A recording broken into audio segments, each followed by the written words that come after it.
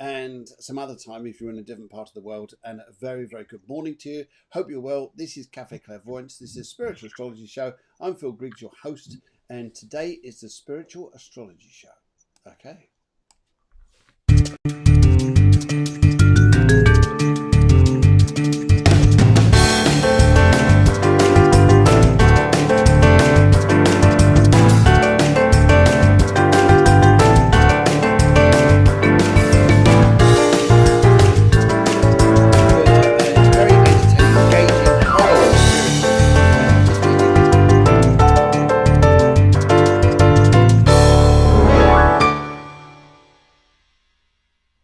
Hello and a very good morning to you. I hope you're well. It's have you seen the date? Guys, have you seen a date? It's an important date. You going 12th of May? What's up with that? Okay. Well, we're talking more about this specific date to go through the show, but very important times. I hope you're well out there and enjoying your days. Nice to see you people joining the show. And of course, we wish you a very happy summery morning, especially here from Spain. It's light cloud up there, very high cloud. Hi, Cloud. It's nice and warm. I hope it's good wherever you are. And Susanna, lovely to say it's good morning, guys. Lovely to see you too. In fact, let's just put that about somewhere around there. Yes. Joe Nichols says, good morning, everybody. And lovely to see you too. And Susanna says she shared the show already. There you go. Let's put that about there. How's that? I think we can see that now. Yeah, there you go. Good. Okay, so this morning, what's important about today? Well, we've got a lot of astrological movements about to take place and a very interesting month indeed. Loads going on. And something I'd like to show you, and I also chat about this with Guiomar to get her ideas on this as well, about what's coming ahead, especially with what Venus and Mercury are up to. Oh, how exciting. I know. But anyway, guys, this is what we'd like you to do. Please do it exactly as Susanna's just done. And that is this.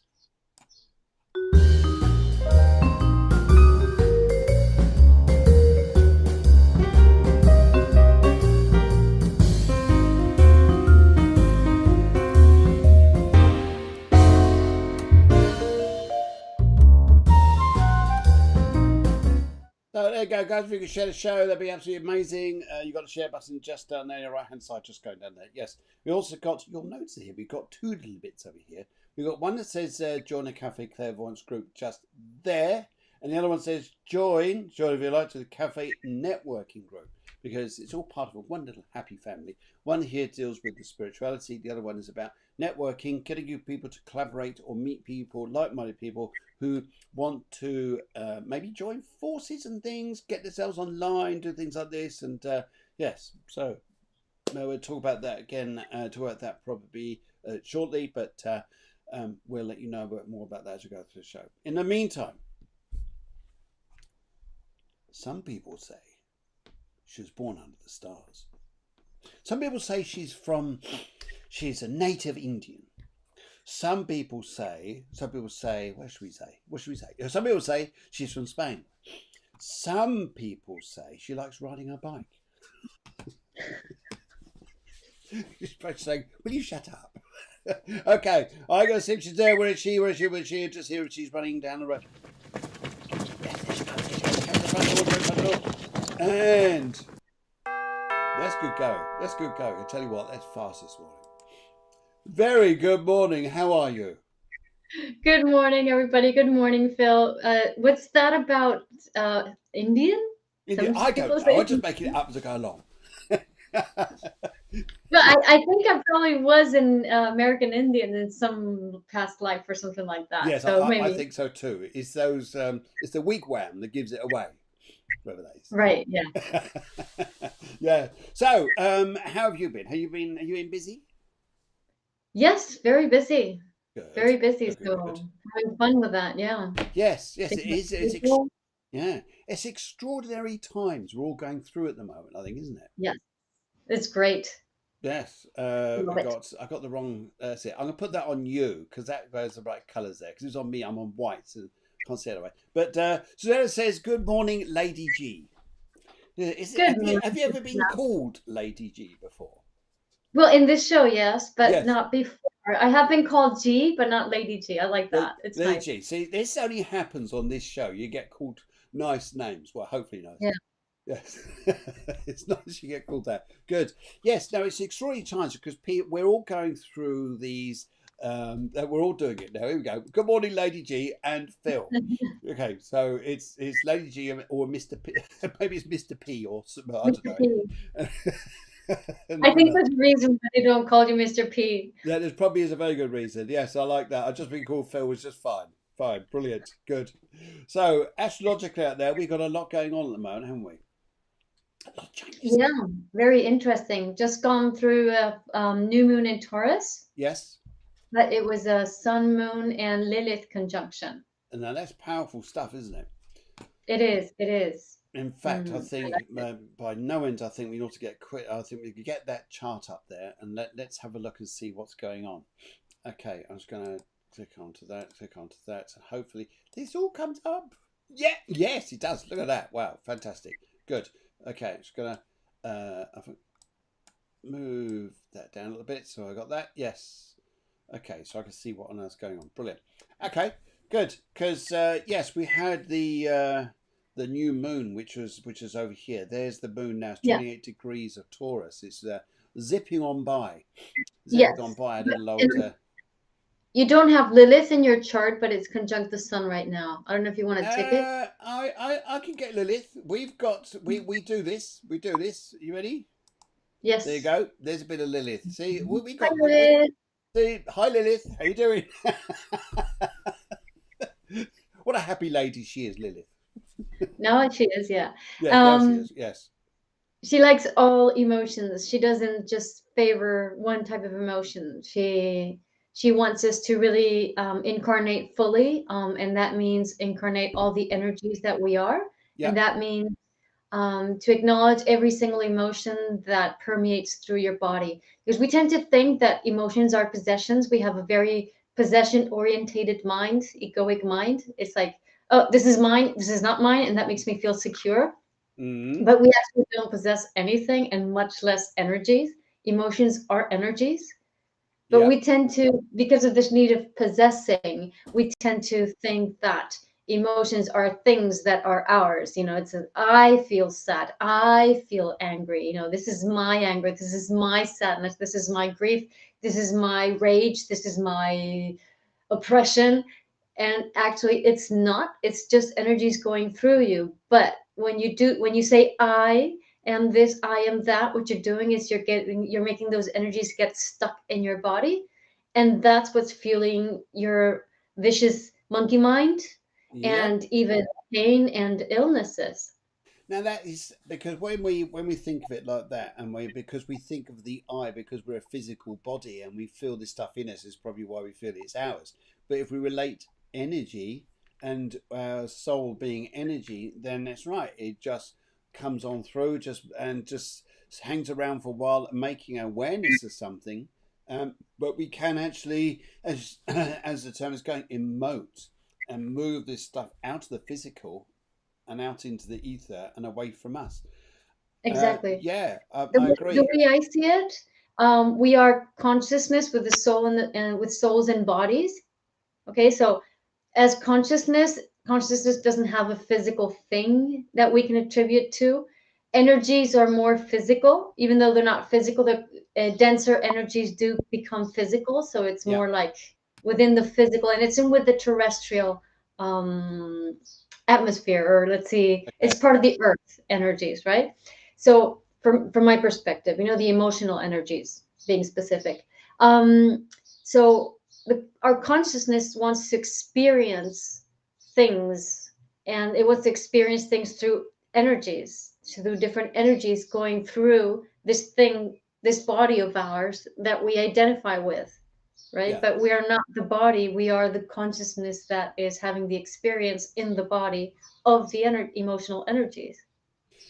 Well, the interesting thing is, if we were to focus a bit more that this is just energy and it passes through, it comes and it goes, which is interesting, isn't it? Because one day you wake up in the morning and think, "Oh God, it's a terrible day," but you're just experiencing energy. But there again, the following day, "Oh, that was awful yesterday, but I feel great today." And I totally Mm-hmm. agree about the ownership, the I. That's very Aries, though, isn't it? Very I is Aries, and Yeah, I am feeling, I am expressing, this is I happening want. to me. Yes, happening Yeah. to me. Oh God, it's happening to me. But the thing is, the more we blame ourselves or others, the more the energy gets stuck in our body, and the more havoc it reaps. Because you Yes, can create negative situations in your life. You might have pains and illnesses. So really, if you want to live a life and flow more in life, it's all about understanding that guilt doesn't help you at all. no. That the less we judge, the more we accept things as they are, the easier things get, because we start to go more, experience more with the flow, instead of getting stuck in situations that end up being really bad and nasty. And the interesting thing about that is, it's about repeated patterns. Repeated patterns. We go into those energies, and because we've experienced it before, we remember it and immediately take it on. Yes. Mm. Yes, and before doesn't necessarily mean only your life. It normally is your mother's, your grandmother's, and grandparents, parents, grandparents, Mm. great grandparents, It, etc., etc. So it's transgenerational. it's trans. I agree with transgeneration, and also I think we're coming in more into this era where we're actually understanding that a lot of these patterns in us have been. Yes, okay, energy moves through us, but these energies have been. We've been taught to experience these because everyone else has in the family line. Yes. Yeah, Mhm. interesting stuff. And Priscilla says, good morning, Priscilla. Lovely to see you. Lovely, lovely lady is Priscilla. And Deborah downstairs doing a production of the show says, please share, showing us caring. And also Deborah says, hello, hello, hello, hello. And as of everybody else. So it's lovely to see you guys this morning. Now, as we go through the next, you're going to think the next week? No. As we go through the next month? No. The next day, something big is happening. And let's go and have a little old look at a planet over. Oops, just get it right. So it's over here. There we go. Little old Jupiter, just over there, guys. And what's going on here? Well, we've got Jupiter, 29 degrees 49 minutes. It's literally 11 minutes away from popping into the watery sign of Pisces. 11 minutes of arc, 11 minutes of arc. Yes, 11 minutes of arc. That's it. Yes. 11, not not 11 not minutes 11 minutes of of time. time. It's not going to happen in 11 minutes. No. No. But as we go through, this is Central Eastern Time. This is an American program. Yeah, it So, would be the day after tomorrow, on the 14th. It goes into Pisces. yes, because it takes a little while to go in there. Yes. So these energies that are coming through would then go very Pisces, and Jupiter going in Pisces, very happy in Pisces, happy in Pisces because it's in his own sign, but Jupiter rules the other sign as well, which is Sagittarius. And it's interesting. I was having a conversation with someone about this yesterday, and they say, "Well, what's the difference between the two?" Well, the interesting thing is, I think here that what Jupiter's doing, as soon as a planet goes into a sign, it takes on the sign, so Jupiter becomes Pisces. So we get this Jupiter doing all Pisces stuff.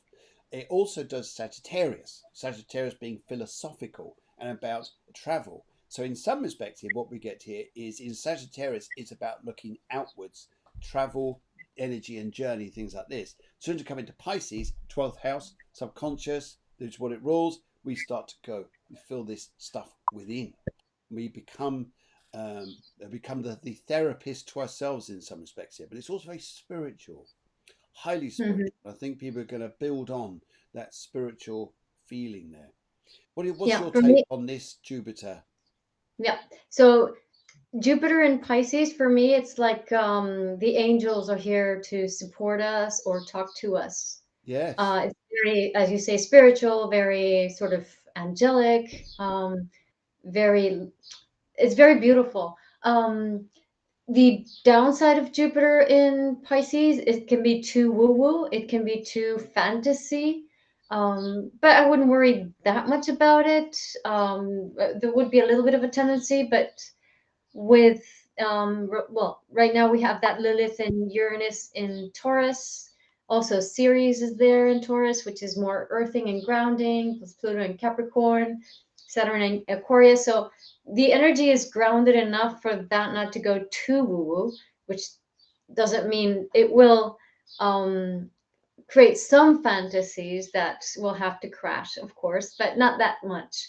Yeah. Um, the way I like to understand astrology is through the energies. So Jupiter is the ruler of Sagittarius. It's very expansive, but it's like a magnifying glass that makes the polar opposites very obvious. Yes. So when we Yes. put Jupiter anywhere, it's like, okay, this that you weren't looking at before, now you see it. Okay, now you have to go through it. And Jupiter makes the polar opposites very obvious, so you can integrate them because we separate it when we judge, when we blame. That's the our ego's mentality tends to separate things and Yeah. tends to say, I'm this, I'm not that. So Jupiter says, look, this is what you're doing. You're saying this you are and that you're not. So now you're going to have to see it and it's going to be in your face. So you have to integrate it because Jupiter, as the ruler of Sagittarius, wants you to flow Uh-huh. with life, which means feel the emotions and emote them and not retain them, not saying this one yes, that one no. I want to feel good. I don't want to feel bad. Yeah. Yeah, I agree. I know we say change the state, and I know we're often saying here in therapy that hey, you got to think more positive. You got to, but you also got to experience this energy that hurts you or makes you uncomfortable because it's there for a reason to draw your attention to something. So I think is sometimes, although we in therapy say, come on, let's change the state, let's get you into a happier place, and that's great. But also understand why it's doing this, why it's bringing this attention. It's interesting here as well. I learned this earlier on in astrology that every time, I don't know how many of you are Pisces out there, but it's just a tiny little warning with this. Little warning. Jupiter likes to expand. Yeah. Expand. Yes. So Jupiter likes to expand, to magnify, and but Pisces is water. It has no limits. It's unconscious. yep. So it's also like, and it's also ancestral. So it's also like putting a magnifying glass into all those watery ancestral emotions, which with that Pluto and Capricorn is there like saying, yeah, cool, let's bring that shit up and let's clear it out, you know? So it's all very old things, which is continuing a bit the theme of the last 2 weeks. Very old things coming up to be clear, but Hmm. so you can reap the benefits of that too. And I was just remembering, Phil, with this Jupiter in Pisces, I once saw this woman who had a stellium, including the sun, and I think including Jupiter too, in Sagittarius in the 12th house. Okay, so Whoa. Pisces rules the 12th house. So if we say 12th house, we're saying something very similar to Pisces, right? Yep. So there she is with this super Sagittarius person, very, American, Jewish American, Texan, and I don't know what other mixes. So can you imagine the exuberance of this human being? No. So there she is saying like, oh my God, everybody says I have all these gifts, and I do. I have all these gifts. I'm good at this. I'm good at that. But why? Why is it? Why everybody says I'm entitled to abundance with all this Sagittarius energy? And she was like this all the time. Rah, rah. She spoke like that. She was so expansive. Like if you know some pure Sagittarian person, you would see that the way they talk and they do things and everything is just big. It goes on. No? It's very, very. It's a very funny energy, and it's also very cool energy. But of course, if it's trapped, it's like ah. Anyway, so she was complaining about this, why was she entitled to all these abundance because she had all these gifts, but she was always like getting into red numbers at the end of the month and having financial difficulties, and but the thing is she didn't stop complaining. She was always complaining, oh, why does this happen to me, why does this happen to Why? me? And Why? I Why? go, Why? Why? I say, hey, look, Jupiter is giving you abundance, but it's giving you abundance of what you're thinking of. So it's abundance of lack, Yep. abundance of problems, because that's what you're focused on. So that's what Jupiter does. It really makes it obvious where you're putting your focus on. I think yes, yeah, very much so. And also, when Jupiter goes into a sign, Jupiter goes into a sign like Pisces, Aquarius, whatever it is, just take care of health a little bit.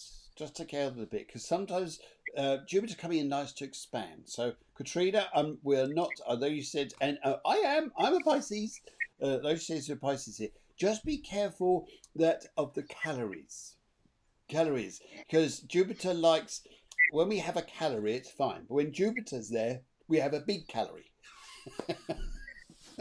And a big calorie sometimes looks a bit bigger than a normal one. So we've got to be careful with these little visible calories because Yes, but look, this is the same thing as I was saying before. So imagine, you have eating issues or the yeah, difficulties of you tend to put on weight a little bit and so forth. But the reason is because there are emotions of lack, of abandonment, of that type of emotions inside in your body, and you're kind of ignoring them. You're going on your day to day. So then Jupiter comes around and puts a magnifying glass on that and says, do you have eating issues? And the way it does, it's like you get really compulsive. It really excites you. Why? Because the emptiness that is behind that compulsion is being made obvious, and that's what Jupiter does. So it's not augmenting the size of the calorie or your compulsion, but it's actually increasing or magnifying the emptiness that is behind that, the feeling of abandonment that is behind that. I think yes, it's a big thing. Yes, that's a huge thing because when you talk about eating, you've got emotional eating, you've got eating. For example, here, greatest time of eating is watching movies. With movies, and then you're just going like this. You're observing what it is you're eating. Starts off with the crisps and it ends up with the cat food. Yeah, I think what happened there? What happened there? Right. Okay. Yeah. Also, see, also as well, Pisces people. This rules the feet. People on the feet. So just watch what you eat, and you'll notice if your feet get bigger that you're eating far too much. No, don't listen to that. No, Pisces rules the feet because Pisces tends to have like a very open seventh chakra and normally a very closed first, second chakra, right? So the feet is what connects you to the earth. So it's normal that Pisces has issues with the feet Yes. and also is obsessed with feet and shoes for the same reason. Yes, that's interesting. I'm Pisces rising, and I love shoes. Yeah. I've got And more because shoes than my because wife. shoes make you ground. Shoes don't make you ground, sorry, but shoes Yes. are things that go on feet, and feet are for grounding. So Yeah. it's like, oh, this is important for me. I don't know why, but I like shoes. But it's all about paying attention to the feet for the grounding. Yes, absolutely. Katrina says, "Oh, I love boots. Boots, yes."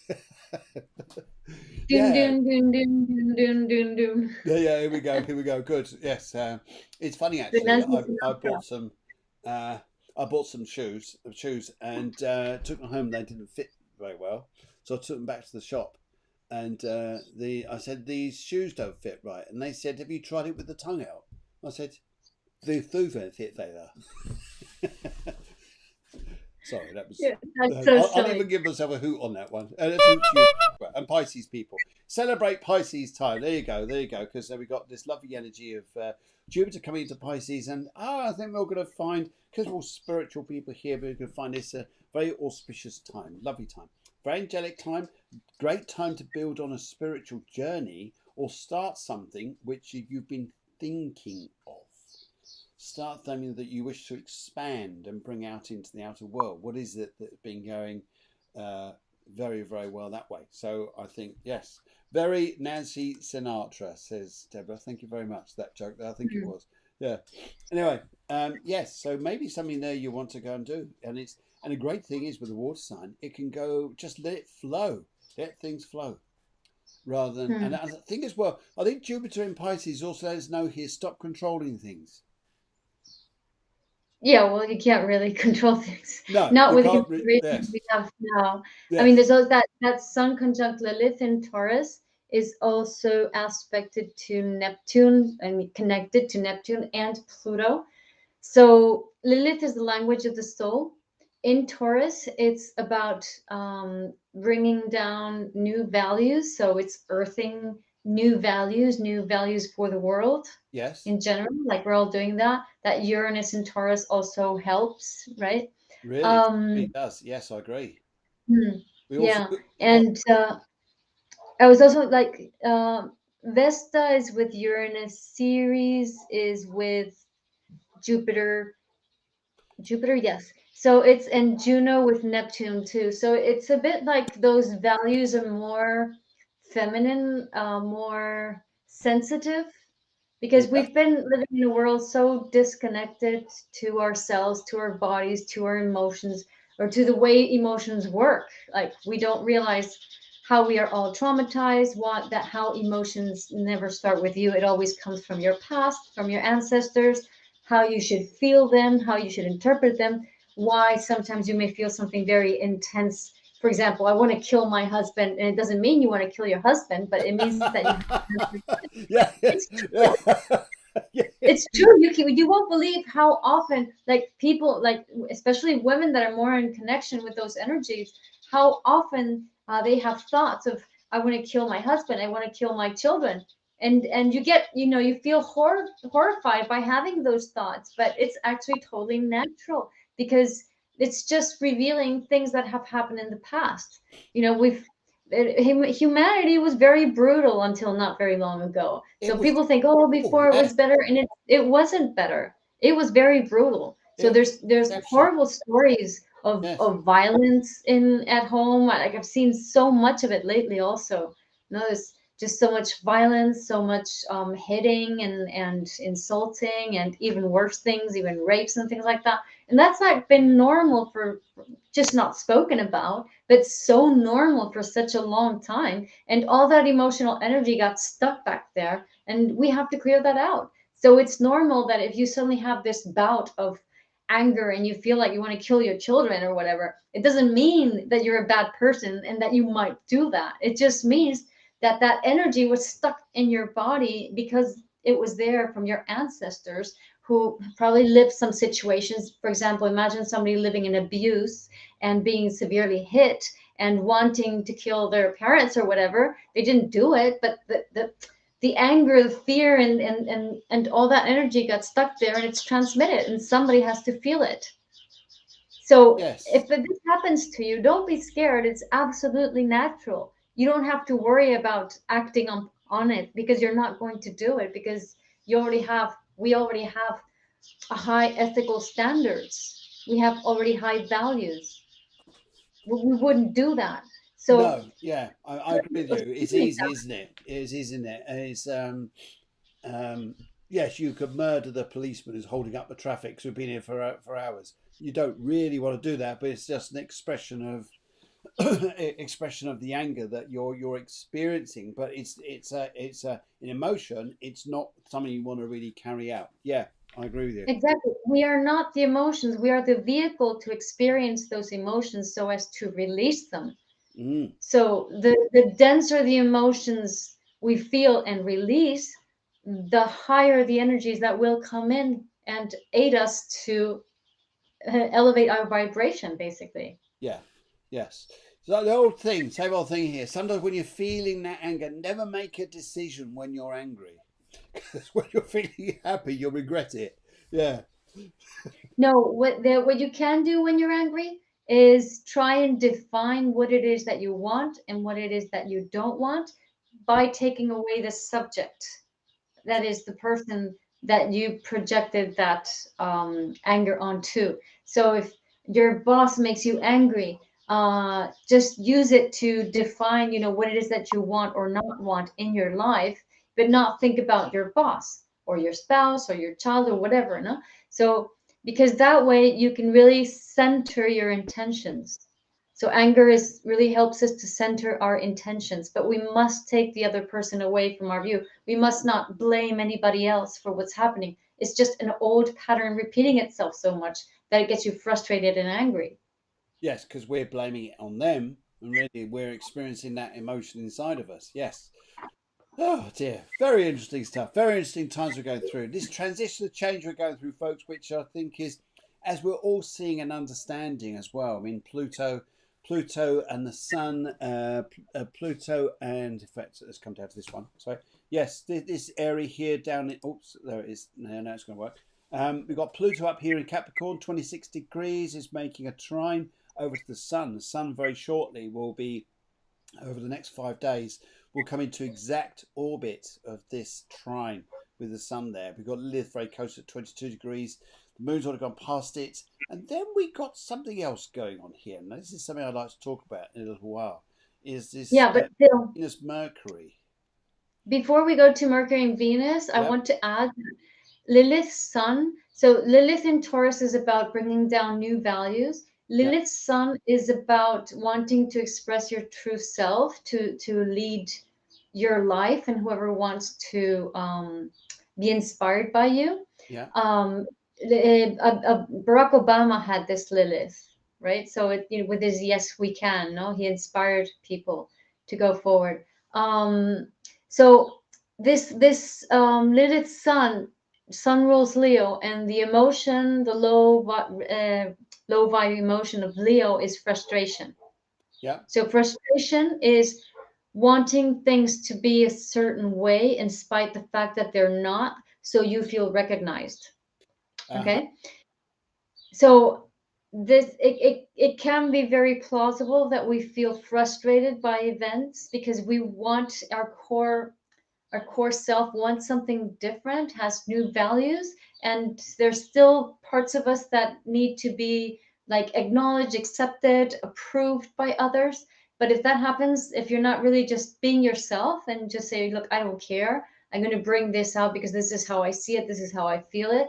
But if we expect anything from others, then it's going to make us feel very frustrated.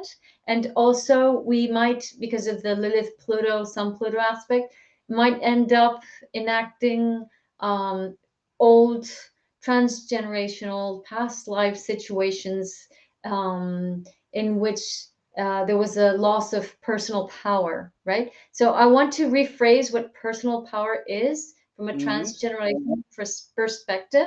So we have this tendency to say, oh, my great grandmother had a really hard time, and she had an abusive husband, an abusive father, blah blah blah. So she was a victim, right?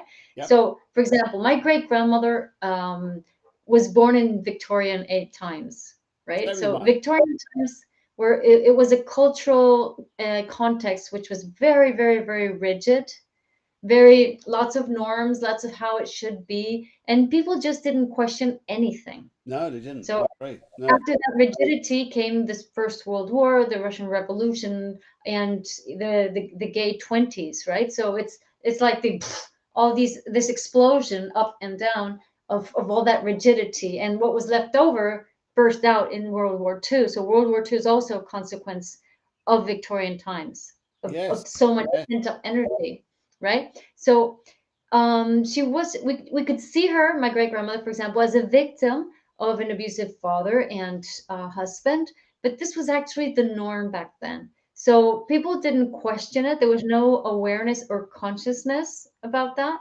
including it was very common for their husbands to abuse their eldest daughters. This was like the norm.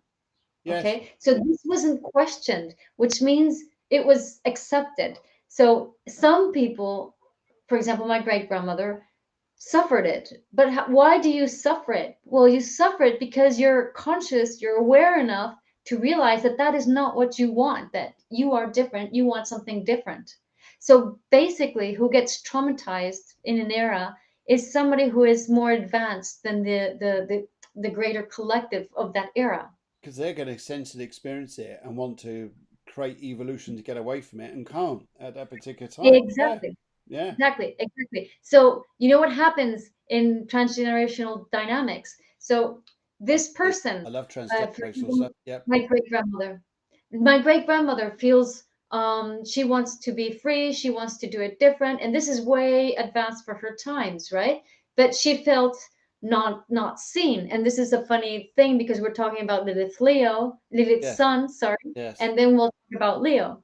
And when we will talk about Leo, the ascendant just will just go into Leo. Okay, so it's all interlined, intertwined. So she wants to be seen, which is an advancement. So basically, she has a talent, and it's being different. It's being her own self. It's being empowered. So the reason why she is disempowered, it's because she is empowered. Does this make Uh, sense? yes, yes, absolutely. Yes. So she's disempowered. She feels disempowerment precisely because she has a personal power. Otherwise, you would never even question it. Just go along with it. A- Okay? Absolutely, absolutely. It's this has played out through eras and eras. It's though it played out through the Victorian times. I think every 10 years you could look at generation influences that have this going on, playing out in different ways. Yes. Yes, you go back to the medieval times. You go to Matthew Hopkirk. Matthew Hopkirk, and you talk about the witches, the controlling Yeah. of the women. Yes, Yeah, because they were exactly. So seeing the differently. exactly the witches were women who were empowered and Yeah. saw it differently and said, "No, I'm not going to play into that." Yes. So all those women being subservient at home were not victims because they just accepted what there was. Yes. They were in their time. They were not advanced to their time, right? Yeah. Okay. So look at this dynamic, that transgenerational dynamic. So if anybody knows a bit of family constellations, you'll get it a little Yep. easier. But okay, so here's my great grandmother, and she wants to be free, and she suffers from not being free because she's advanced to her times, right? So she dies and with a feeling of not being acknowledged or recognized, which is Leo, the Yep. sun. Yes. Okay, I can't be me, basically. Yes. Okay, so because of this, she wants to be seen. So to be seen, the site has to do with Leo. Okay, so the seed of being yourself, being different, is transmitted down to my grandmother, my mother, and myself, right? So this seed is there, and it's pulsating strong. But that seed of wanting to be different, of being your own self, is goes against belonging to a family, because you either are or in Spanish, Yes. Yes. you are or you belong. Yes. Okay, Or you belong, so or you separate and you go your own way because you're growing differently to the family upbringing you had around you. exactly, but that's painful because you're not supported. Yes. You feel left alone, abandoned, rejected, not supported. Okay, so the there's a it's a painful process to actually own your personal power, which is basically the lesson that was transmitted every time. But the thing is, this especially happens when there are serious abuses that are quite serious, because the abuse just happens because somebody's being different, basically. Yeah. Otherwise, it's not an abuse because you accept the situation. Okay, so if you're a 14-year-old girl in 300 years ago in India, or maybe even today, no, that gets married to a guy that is 30 years old, that's the norm. You don't even question it. I agree with you. When you look at it from a third person, you'd actually say, fantastic, well done, what you've done. But to experience it in yourself, to know that you're feeling this, is I'm empowered, but you feel disempowered because you're not part of that regime to do with everybody else. So therefore, you feel Exactly, smaller. Until you step exactly, out, recognize your power, then you grow. exactly. Yeah. So the from the normal perspective, so the person that gets the seed wants to be different, but then has to be rejected or feels rejected, and then doesn't is afraid to be to empower themselves. It's unconscious, all of this. So you develop a sense of guilt because you feel different, because you have the seed of being different, and you want to belong. And because you feel you don't belong, then you develop guilt Yep. to cling on to the Yes. family Yes. which you feel you don't belong too much of, because you carry the seed of empowerment, right? So the guilt, this is interesting. What the guilt does, and the reason you develop guilt, is because when this dynamics happen, when these things happen in a family tree, subsequent mothers are less and less nurturing to their children.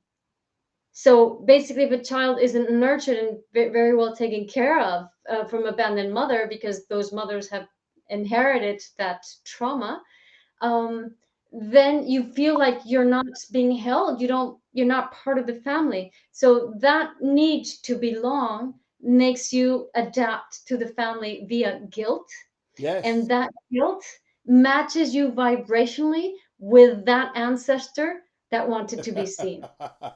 Now, isn't it? This is. I know some of you are really kicking off here, and so this totally makes sense, and it does. It really does. And I think if people are going to get this and probably replay it, I think it's interesting.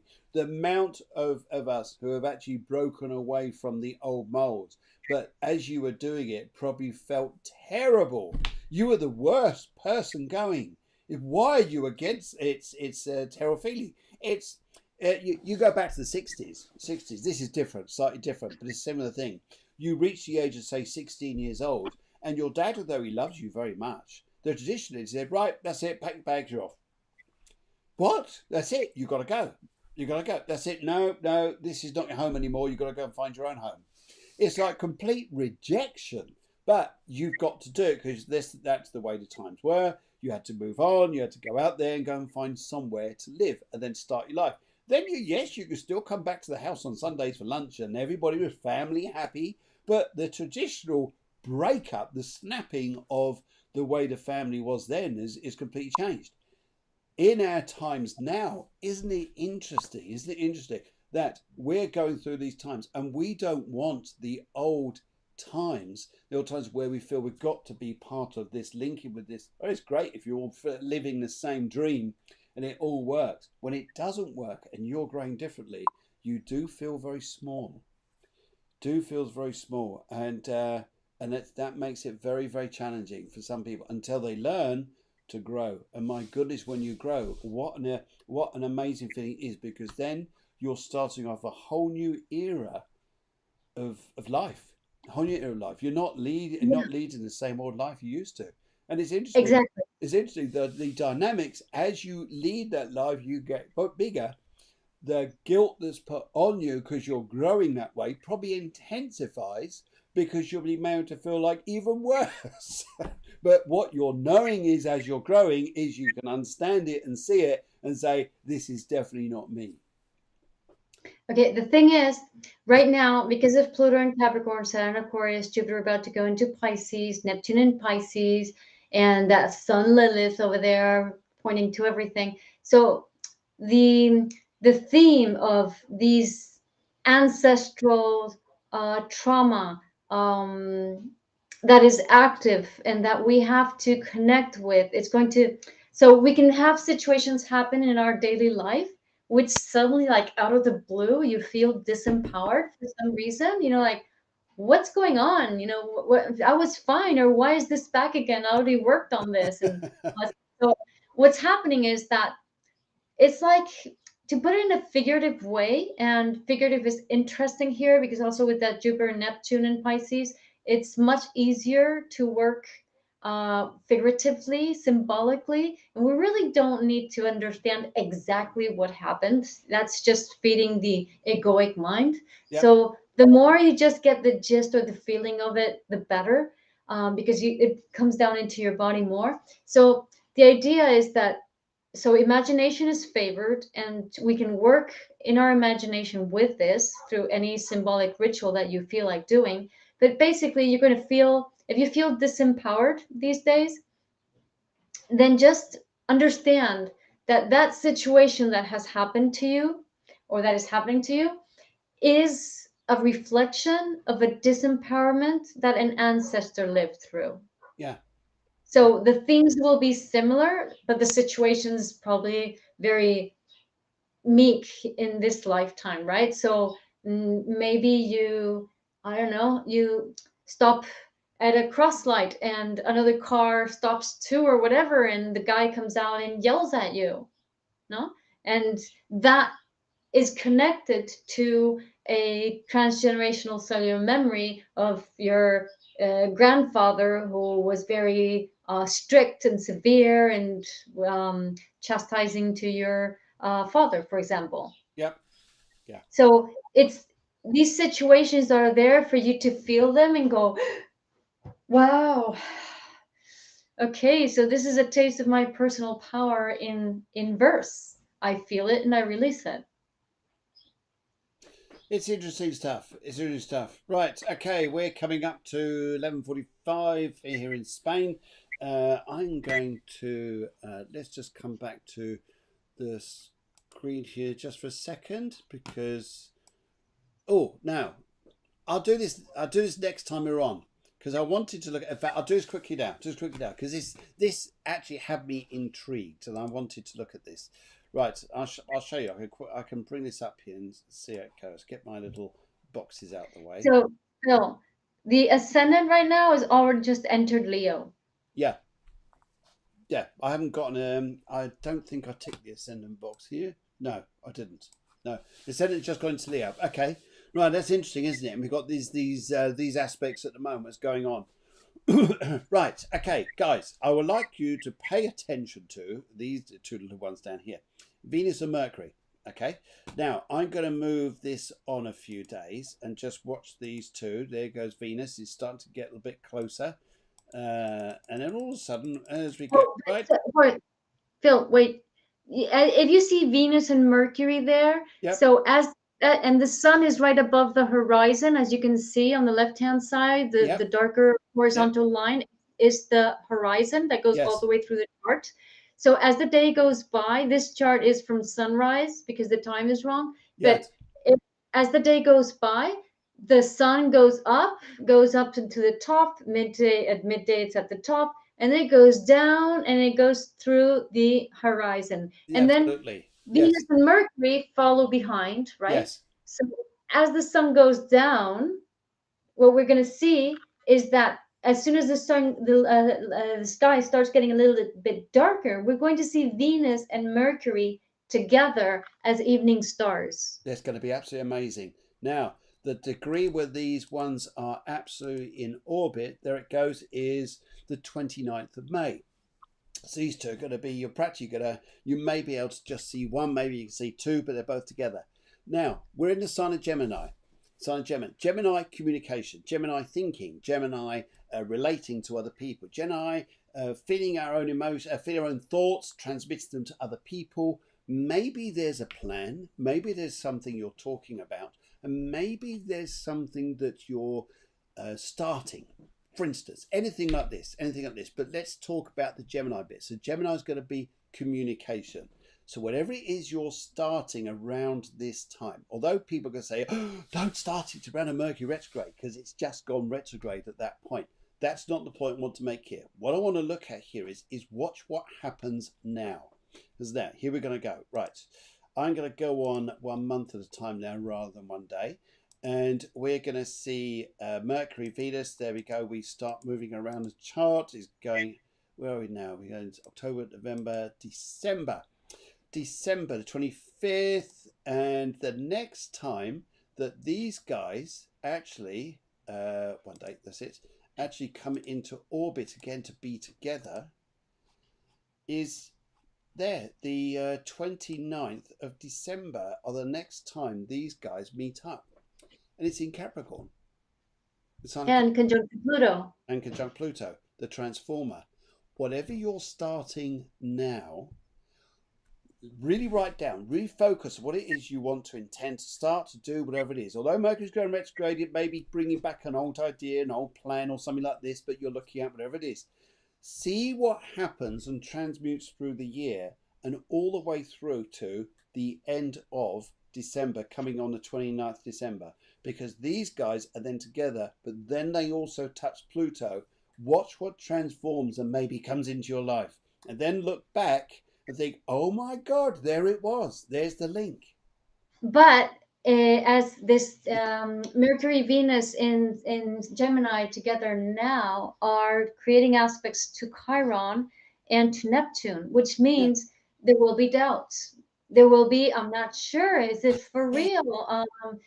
I made a mistake, or maybe I'm being cheated or lied to, or so there's going to be a lot of doubts around it. So this is why this Lilith in Taurus with the sun is so important, bringing in those higher values, feminine values, Vesta, Ceres, Juno, and making aspects to the outer planets. So they're bringing down higher, more feminine values. So if we're connected to those higher values, then that Chiron and Neptune are not going to make us feel like if we're being cheated or flawed or doubt in any way. So it's all about really connecting to heartfelt choices, Yes.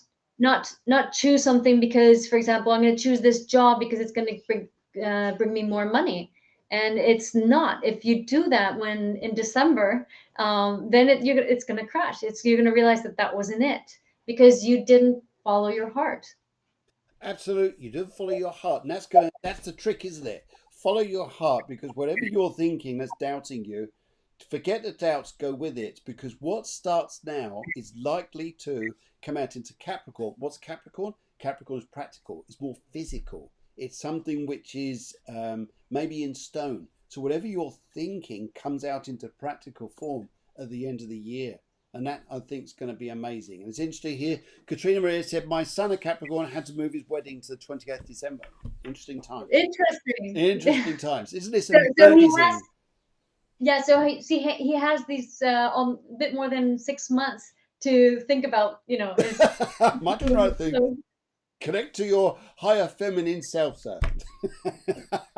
Fantastic. Right, okay, let's come back to... hang on. No, let's come back to that bit.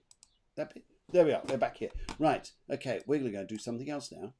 We're going to have... I've got so many boxes here today because everything's going on. I'll get rid of them in a little while. But we're going to do a tiny bit of this.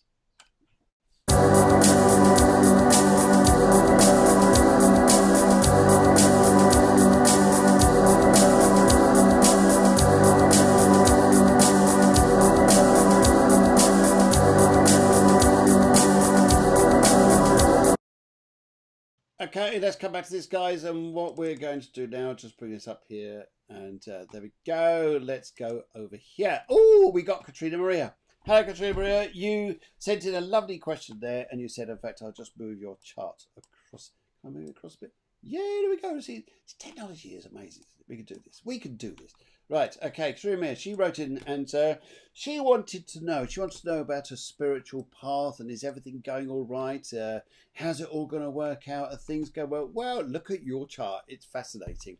We got everything in it here that we could possibly have. We got all the asteroids, and we got the planets. We got everything in it, just to try and add a little bit of awesomeness. So yes, you said, oh my goodness, well, I expected that. Well, you did write India. She said, oh, thank you. Yes. So here we go. Now, yeah. what's interesting? Go on. Yeah, far away. You going to say?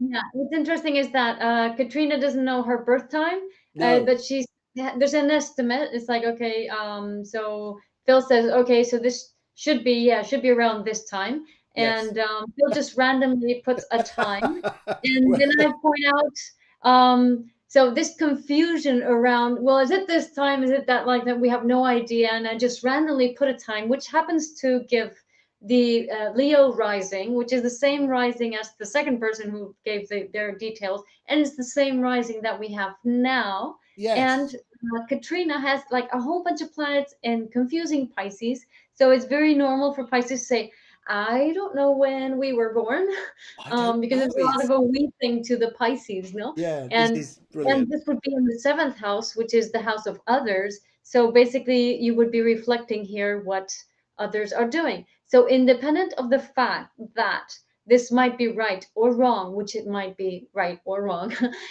this is already giving us a lot of information of what's going on with you, Katrina, which basically means that you are a mirror to others collectively. Yes. You're a collective mirror. So you're mirroring collectively what's going on, and it doesn't really matter if it's true or not. It's what you do with it. Absolutely. And also, I thought it was very interesting here, just to look at the chart here, Shiva, because look at this. Mercury in Pisces 1 degree.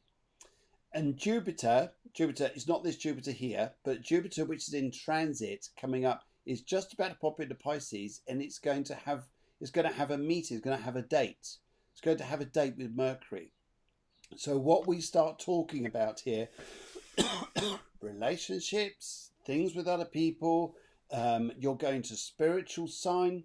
It's very much about the mirror, I agree with you, about a mirror, what you're doing to other people. But spiritually, wow, this is incredible. The greatest challenge here is, and often our challenges is what makes us. All these planets have these oppositions going straight over to. Oh, look, we've got Lilith.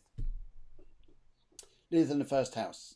I'm assuming it's in the first house. So what we did, just let you know, is where you said you're born sometime in the afternoon. We said to you, well, the doctors probably went for lunch at 1 o'clock, finished their lunch about 1 o'clock.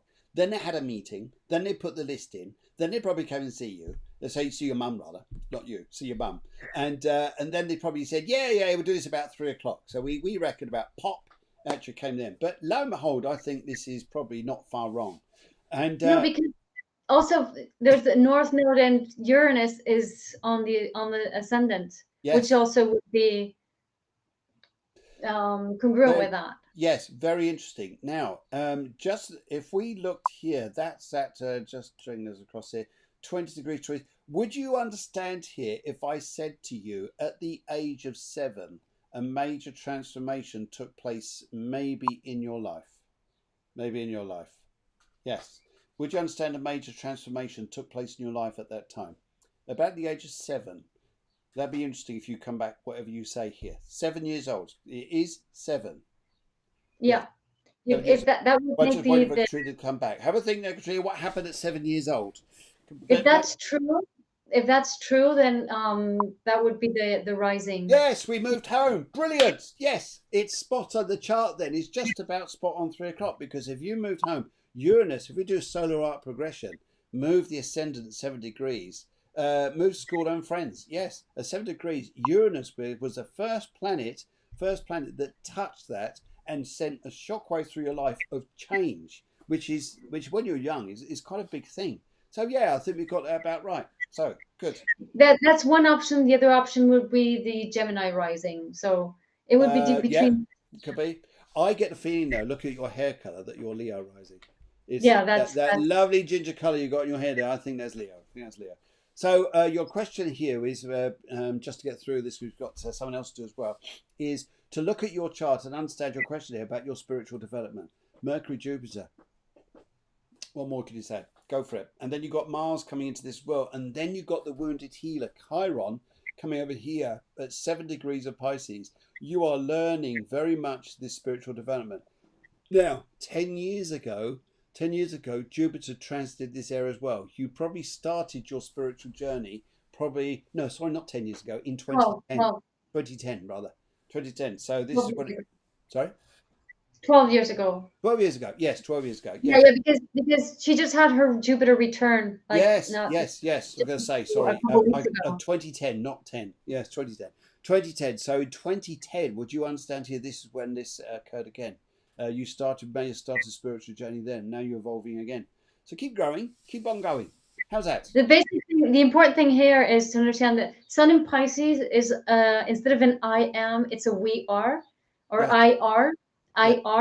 So it's like your identity is enmeshed with the collective, but all that Uranus, Lilith, Pluto in Leo is saying, and Moon in Leo is saying, but don't get lost in the other. So you are being a mirror to others, but don't lose yourself in others. You have to be in you to actually hone those skills. And that Vesta and Taurus and Midhaven is also pointing into that direction. Yes. So yes, don't get lost in others. If you get lost in others, if your mind gets scattered and you put others before you, then your gifts won't work. No, this is about you. That's a scary bit, isn't it? Because I can understand then why you've got all these planets here which are opposing in your first house, Uranus, Lilith and Pluto.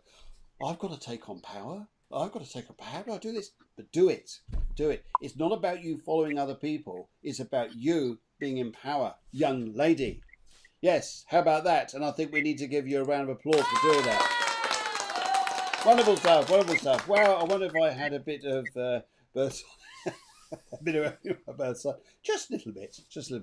Okay, right. Let's go and have a look at another one briefly, and let's go and pop over. Oops, no, sorry, wrong one. Is this going to come up? Come on, there we go. Now we've got Irene Bryan, who's born in Australia. And a very good evening to you, Irene.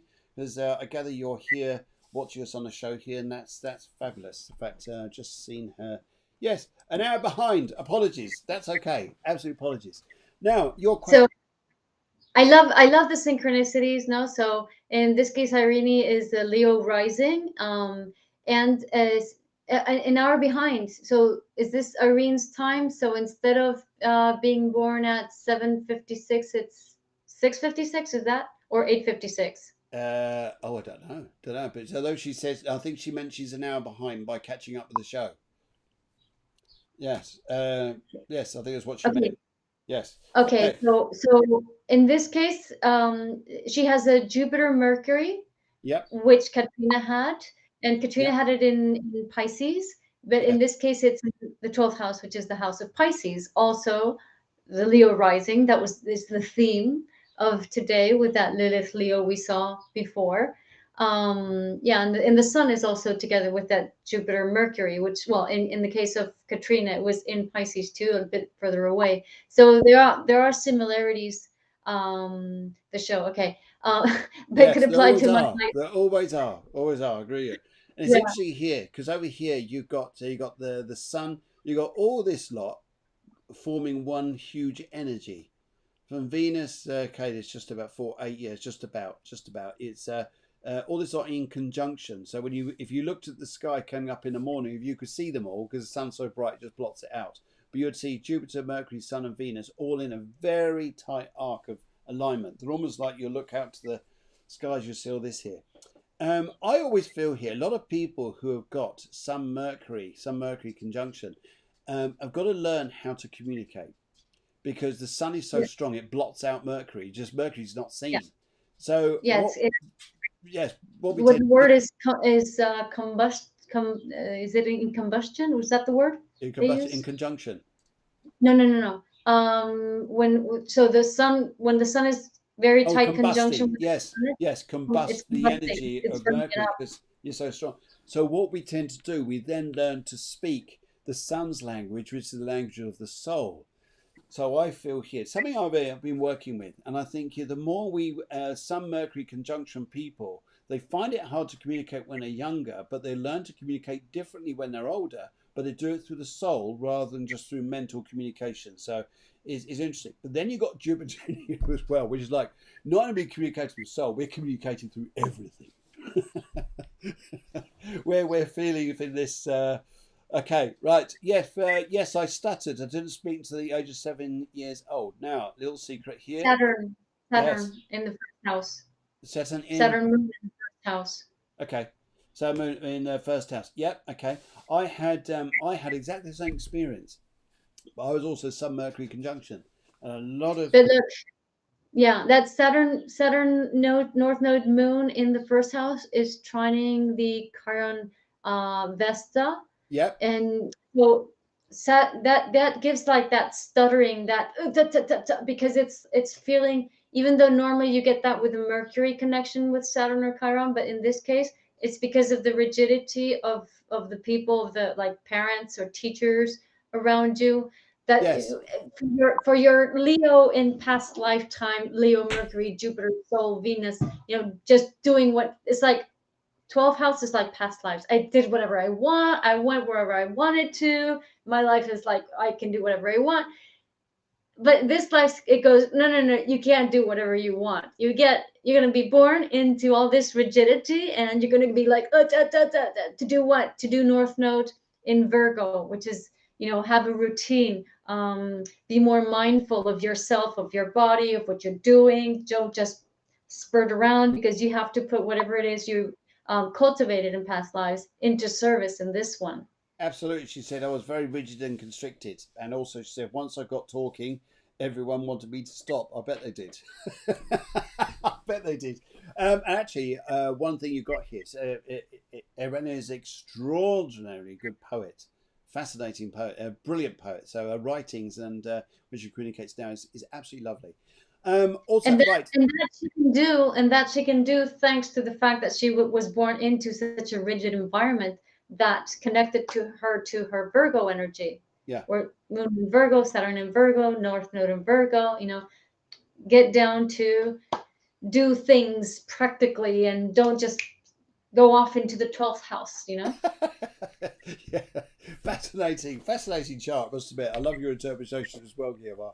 Right, okay. Also, we've got the South now within Pisces, 8 degrees. This is interesting. Right, okay. So one thing I'm saying here is your question here is about relationships. Will you find someone who's going to be right up your street, someone who's nice for you? Well, actually, they'll probably meet you and go, "Oh my God," because of all your energy in the 12th and the first. Um, I love my 12th house. I bet you do. It's a very sacred, special place, I should think. Yes, to be in your own self there. So relationships here, yeah, people relate very much through their 12th and their first. It's not just about the 7th house and how we connect that way, and also the rule of the 7th house, and also what we're looking for through the ruling planet, the ascendant as well, has got a part to play in this.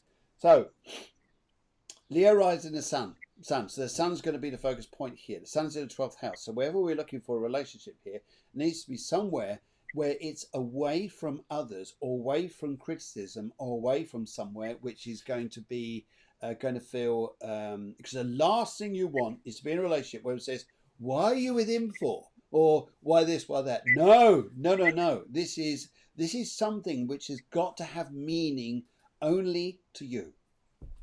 No, Only. and in the relationship also with that south node in the 7th house, basically, if you get into a normal relationship that doesn't allow you the space, the freedom, the time to be you with you, Yeah. then you're going to fall into the Piscean trap of just not doing anything at all. Yes. And that wouldn't be good for you. That South Node Pisces 7th house, it's like, oh, whatever you want, honey. And then you would just get lost there and you wouldn't do your thing. And then you would get frustrated and you would end up into those dynamics that you had when you were young. You know, somebody would start being very strict and saying, you shouldn't do this, you shouldn't do that, or do this, or you would feel pressured to do things, no? So you have to be more North Node Virgo first house, which is always be more doing your own little thing and being on your own. So you need that time for space for you also because of all those planets in the 12th. So you need a partner who would allow you to have that space and time. Otherwise, Yes. Oh, absolutely. And because otherwise they won't understand it. They'll think that you don't want them. In fact, you do. You just need that sacred space. I'm just going off to my cave. Yes. See you in 40 days. yeah, Yeah, it's nice. basically. Yeah. Independent with a capital It's I. Yes. it's sort of independent. It's more like if I depend, I lose myself. And I have to be independent to reap my talents, to Yeah. actually be able to cultivate them and put them to use. I think so too. So you're asking here about relationships. You've got a Venus in Cancer, very caring, very nurturing. Where looking here, Jupiter going into it's in this area of your 7th house, so it is going to be about the relationships you have with others. It's going to touch your South Node. So it's interesting here. There's something that I think that's going to start happening and coming out from someone who may come into your life to bring something to you that says the absolute opposite of exactly what, as Guiomar was saying, is the absolute opposite of what you'd expect from someone. Where you're always doing a service to others. Oh, is this okay? Is that nice? That nice? This person's going to come in and say, "Will you stop doing that? Will you stop doing that? Just we are who we are. That's it. You Yeah, lead your life. I lead mine. When we're together, we're happy." exactly. And the thing is, we tend to be attracted to, like, as women who like men, to men who have our sun, not our sun, to men who represent our sun and our Mars. Yeah. So it would be a man who would be like a special, Leo 12th house archetype. So he's maybe a spiritual leader, or he's somebody who has like a lot of money but doesn't need to work anymore, or that kind of man can be very attractive. That hidden power of that Leo 12th house. And Mars Gemini 10th house is somebody who also is very articulate and very interesting and very charming and a leader in his community. A bit like Tony Robbins, who's a Pisces. No, that kind of Yes. that kind Yes. of archetype. But the thing is, the kind of person that would go better with you would be that Saturn Moon Virgo first house. So it's more like the builder, somebody who's very practical, somebody, a carpenter, a builder, a craftsman, somebody who works with their hands, somebody who's more in what they're doing in their job, not so charismatic. That would be a better, like a softer combination for you. Actually, yes, because if you meet someone who's just as charismatic as you two, it's like probably a theatre performance going on. It'll be endless. Would you like dinner? No, I'd like tea. It'll be like this all the time. Drive you crackers. Anyway, right. No. Also, interesting enough here, ladies, when you're looking into a man's chart, what you're looking for, in a woman's chart, you're looking at Venus, where Venus is. In a man's chart, you're looking where his Jupiter is. Jupiter, the provider. No, what do you mean? In a No. man's chart. If you're looking for a partnership, you're looking for a man, you look for where his Jupiter is. Well, if you want a provider. Yes, you want a provider. Yes. If you want a partner, you don't look at Jupiter. Okay. You look at the moon. Yeah. You look at the moon, Mars, and Venus, and the sun. Yes. Yes. Now, interesting thing here is you say that moon, Mars, and Venus, and the sun. That's where Deborah and I connect very well because they're all in conjunction. Yes. Right. No, actually, practical men are the ones that are going to accept your freedom more. But see, we get confused with this. So, like the charmant, empowered, or powerful man is going to fall very easily, he will have a plan to charm you and be with you, and everything will seem easy and quick and everything. But he's basically wanting you to, not with bad intentions, but that's the way he works in life. It's like, I have a goal. I want this woman. Okay, I'm going to do everything to get this woman. Okay, I got her. Then I can go forward to do something else because she's already here, and I'm not going to pay any attention to her anymore. So that's a quick fix relationship. The thing is with the guy who's more the craftsman, who's more a Virgo type, Saturn Virgo moon type, he's going to be more inward focused, more focused on his job, on his work, on what he has to do. And he's not going to be so focused on finding a relationship, which is your south node. I'm going to look for a relationship, Pisces 7th house. So you want to work more on a relationship that, or bet more on a guy that you say doesn't accept your freedom, because that kind of guy isn't that quick. It takes time. It's a relationship that has to be developed with a lot of time. Yes. So basically, we've been wanting freedom to be ourselves as women, like lately, and still going for the type of man that doesn't give us our freedom, and not understanding that the type of man that will give us our freedom is going to take a longer time to develop that relationship because of the fact that both of you cherish your freedom. This has been extraordinary, the show. Fortunately, we've got to close this now because we've gone over time, but I think we just need to express these two charts here because they were brilliant, fascinating. And Guiomar, I say, lovely, extraordinary show talking to you again. Thank you for all your comments, everybody. Absolutely lovely to see you. And see you in 2 weeks' time. So it's not going to be here next week, but here the week after. Guiomar, have a lovely week off yourself. Unfortunately, we're a bit busy, but see you guys very soon. Loads of love, loads of burgers, loads of burgers. And yes, loads of love and burgers. Just twist those fingers. Bye, guys. Take care now. Bye-bye.